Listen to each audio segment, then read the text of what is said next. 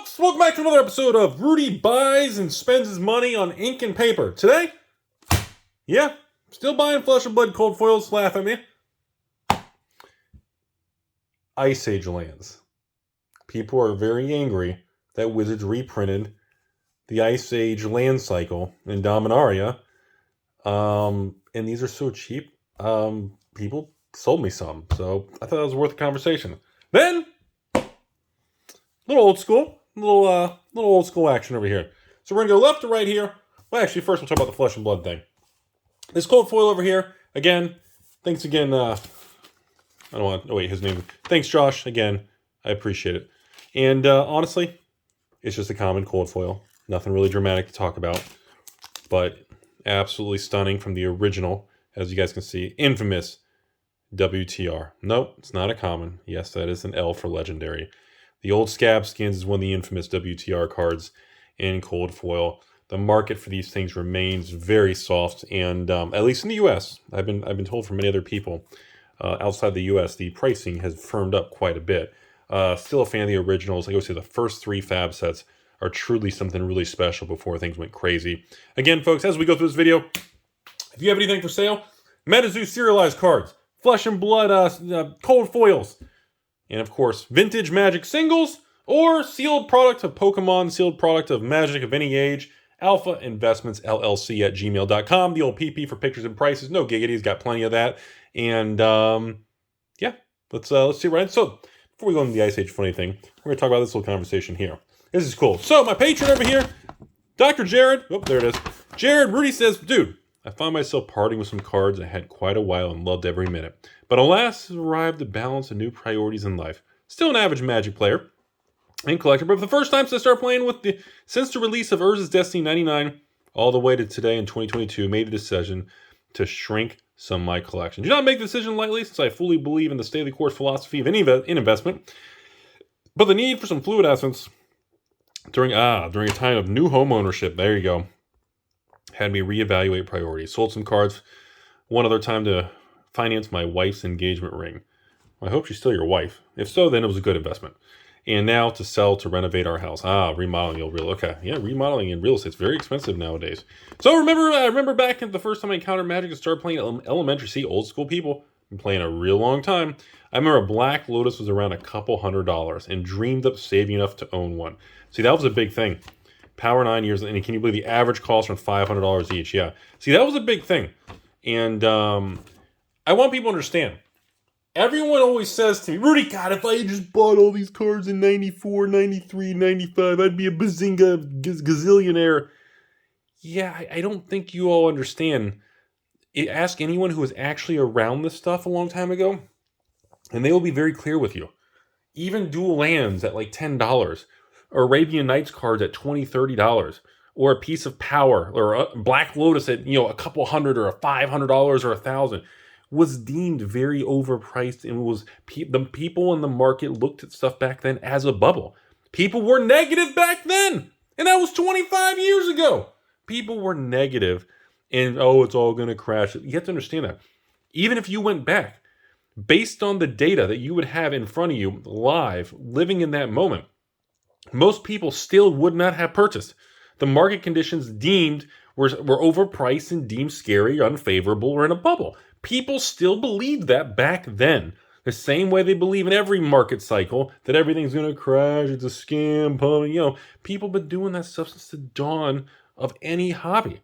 So I want to remind people that. I get that's the number one most common thing people say to me is I remember when dual lands were XYZ. I remember when Library of Alexandria was XYZ. Juzan de Jin was this.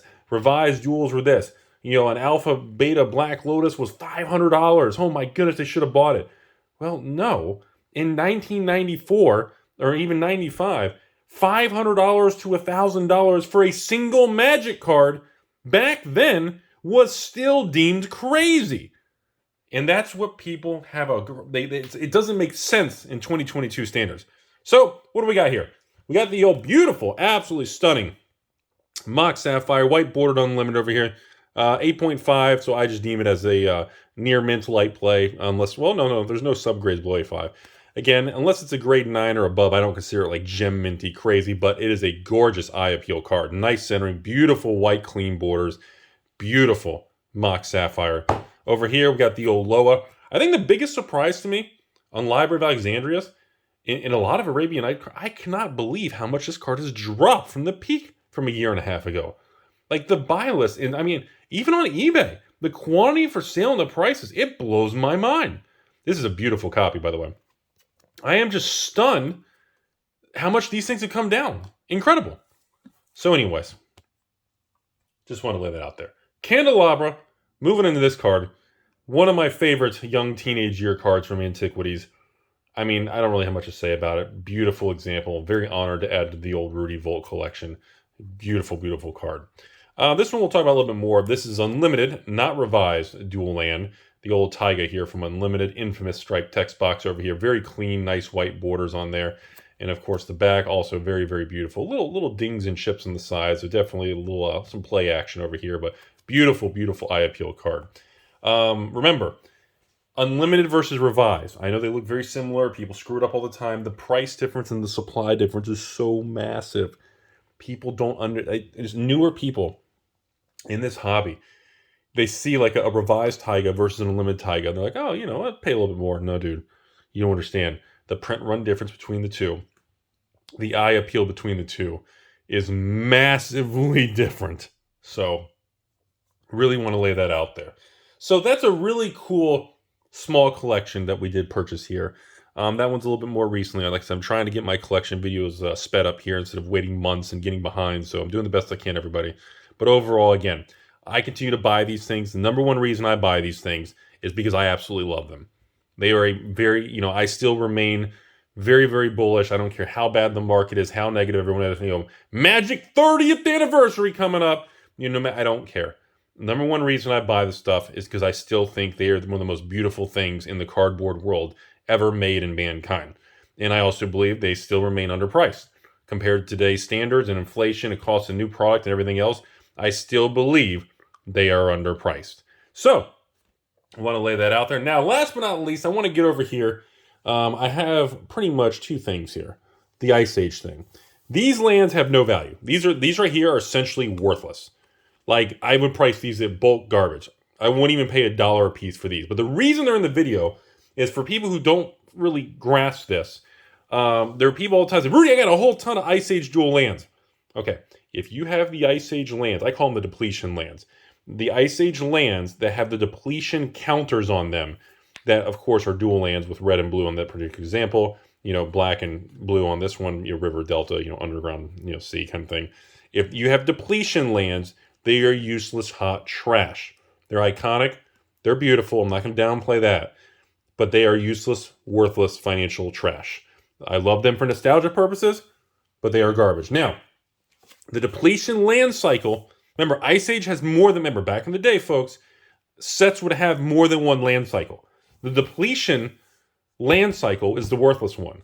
Now, these more pain lands, burn, whatever stupid thing you want to call them, essentially, they don't come into play tapped. There's no counters on them. You can use it for colorless for free, or you can ping yourself for damage and actually add a specific color.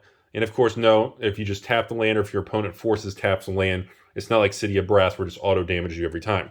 Now, which is the brush land, the forest over here. Oh, that's a sign for. Oh, I didn't even realize that one was signed. I was holding it the other way. Before, when I was holding them like this, I didn't even notice when I was looking at these. I went like this. I didn't even notice they were signed. Very cool. Okay, is that Nicola's signature, I think? Well, anyways, again, these type of land cycle, these are cool. These are stupid cheap. They're not reserved list. They just reprinted in Dominaria. A lot of old school, old farts like me, you're like, oh, God, they reprinted the Ice Age land cycle. I'm so angry. That's a real thing. But again, there's even when they reprint them today. Yeah, they're beautiful. The Borderless and Dominaria, the shiny fun. I mean, they're gorgeous cards. But they don't have the feel and the vibe, and they never will, of looking at the original Ice Age lands for a lot of us, where 1995 Magic was a very big deal. And look at Underground River. That is a gorgeous, gorgeous card. No flashy foiling, no borderless, box topper, extended art, alternate art, I don't know, galaxy foil, textured foil, 3D foil, I don't know, etched foil, rain. I don't even know how many foils there are. It's just, you don't need all that. It's just a regular cool card. So, and obviously, a lot of people understand the springs. Remember the old guy he's burnt to a crisp, but here's the original version. And again, these are such cool cards, and they're so cheap. You know, if you really enjoy and have a passion for Magic like I do on this stuff, there's a couple more. There's a couple more little 6/4s and 2 more spring. If you really enjoy this stuff, sometimes you will understand if you have a passion, you're obsessed like me. You buy some of these things because you just simply like the cards. This is an investment. These cards aren't investable. I don't think they're going to do anything and skyrocket in value. Print run of Ice Age is through the roof. You know, there's not a lot of sealed boxes of Ice Age 4th edition Arrow left sealed, but there's endless amounts of millions of single cards. Not of the rares, of course, but it's a pretty big number. I just think they're gorgeous cards. And these cards cost next to nothing. I don't even think they're $10 a piece on TCG Player eBay. Buy list is a couple dollars. It's just cheap, enjoyable, fun things. So I just wanted to comment to a lot of people who are upset with essentially Wizards reprinting the Ice Age land cycle. You know, look, I've said it a million times over. If it's not reserve list, they're going to reprint it. And even if it is reserve list, they're going to do anything they can to dance around it and get as close to the fire as they can without burning it down or burning themselves. And that's just the world it is. But no matter what, you know, I don't think some things have the impact that others don't. Now, I will give you my opinion on the Ice Age lands. If this land cycle was reserve list, hot take, these lands would be probably $20, $30, $40, $50 a piece. So that, in my opinion, the reserve list and these lands in Ice Age not being on the reserve list actually is an impactful conversation, because there are certain cards that kind of tend to make a difference or not. Can you imagine if something like Caracas or Force of Will is on the reserve list and Force of Will wasn't reprinted 30 times? You really think the original Ice Age Force of Will from the 90s would be under $100? So there are examples where continuously reprinting in kind of manipulating and kind of pushing the supply and throwing ice water on the price, you know, it does suppress financial value long term. And then, of course, the anti-reservist people say, well, Rudy, look at Birds of Paradise. You know, look at Sarah Angel. They reprinted them 1,000,000 times, but the original versions were the fortune. Again, that's why I said there are pros and cons and arguments of whatever context you want to make the conversation. And yeah, that's a great example of when the reserve list doesn't exist for a certain card, that the financial value of the original printing is still very, very high. You have to take each card case-by-case basis. You can't apply a blanket kind of percentage or concept or pricing to every card, because every card behaves differently based on the type of card, the use case of the card, the print run of the card, what set the card came from. Was the card deemed a good card at release? Was it a bizarre Baghdad type card, which was deemed garbage fire for years and then became a good card later on? You know, you have to take all the variables and take each card independently. A lot of people try to assign formulas and make an algorithm and all these modern day technological automated ideas or processes to assign value. And it doesn't work that way, ladies and gentlemen. You know, every card is independent. You cannot just say, well, unlimited this dual land, so revised must be, 73.2% of this, and you can't do that kind of thing. Well, Library of Alexandria has the same print run of Bazaar Baghdad. Why are they priced so differently? Okay, well, there's, Bazaar, 4 of, Library, 1 of, and a deck. And, of course, Bazaar was garbage for years. This was hot stuff from day one. There's so many variables. Anyways, folks, hope you guys enjoyed the video. Don't forget, if you have anything old for sale, AlphainvestmentsLLC at gmail.com. As always, folks, I know 2022 is a very turbulent year. Most LGSs have barely made any money and barely broken even of all these Magic sets have been released and just been a dumpster fire. Pokemon has held its own. I know the last 2 MetaZoo sets came out, and with the overprint run, the market's really been pushed down on itself. Same thing with Flesh and Blood through Everfest, been bumpy. But now that we're exiting, we're in the 4th quarter. We're almost out of 2022, folks. I continue to be I'm an optimist, folks. I'm an optimist. I believe in people. I believe in the future. I believe in positivity, and I believe in pushing you guys forward, pushing me forward. And from the position I'm standing here, or sitting with no pants, I still think the future of Magic is very bright. I think this era is going to be a big case study. I think the future of Pokemon is very bright. We got MetaZoo a couple weeks out with this new Seance product, and it is looking like fire, man. Prices are way up. People are fighting for it. People are pre-ordering. You know, the new MetaZoo set looks phenomenal. Prices are strong. We got a new Flesh and Blood, the second Flesh and Blood set since Fab 2.0. Tight print run, single card selling, stores opening and doing single. I mean, it's looking good, man. Things are looking good. You know, Weiss. I mean, look at the new Weiss set coming out here. Less than half the stores are even ordering it. Supply has dropped. Pricing is stabilizing. I continue to see a lot of things to be really positive about. And the difference is, see, most people, by the time the market turns and everybody else is not as negative and this and that, by the time that happens, it's too late. The market's going to swing by the time everybody's on board. Right now, I'm the only moron pumping and saying positive things while everybody else is just depressed and negative. And I'm telling you all, you know, this is the time. These are the times the hardworking people really get ahead. Wealth is transferred. You know, the moves on the chessboard are made, and people plan the strategy for next year's checkmate. And I'm very positive about it. I see a lot of good things across the board with CCGs. And I hope you guys continue to journey with me. Hope you continue to learn. I hope a different perspective I provide is something that you guys can use to help you guys think more independently and really make better decisions. That has a lot of value for everybody involved. And that's about it. I always appreciate the honor and the privilege to entertain and discuss and teach you guys. And other than that, folks, have a beautiful day out there. Keep the Debbie Downers away.